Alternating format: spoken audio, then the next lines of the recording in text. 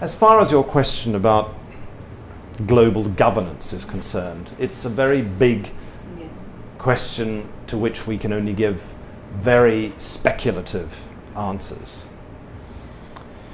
It's worth saying something about this European model. Europe, you know, is a strange little part of the earth. It was a part of the earth where the most terrible things were done by Europeans to themselves and others in the modern world, leading to the experience of 2 world wars and totalitarianism. And yet, Europe, with a bad conscience, has been engaged now in a half-century long experiment in trying to put an end to the cruelties and the violence and the totalizing power that was invented in Europe.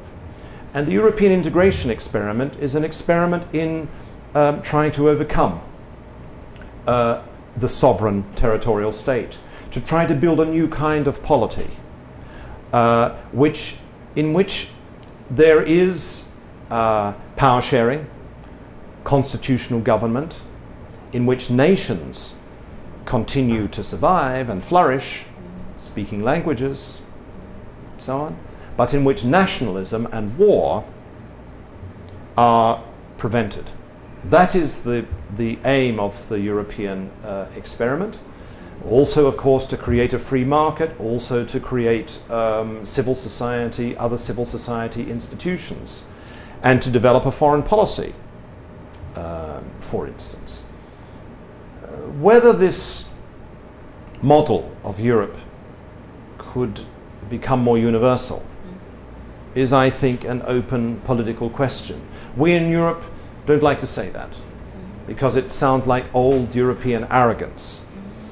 But it's interesting that in our times, European diplomats, European politicians, European civil servants and European citizens are beginning to feel different in matters of power and government and law.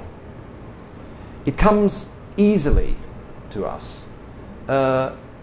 It's easy for us, compared with the previous generation, to think in terms of joined-up government, cross-border relations, the difference between civil society and government, the need to work for institutions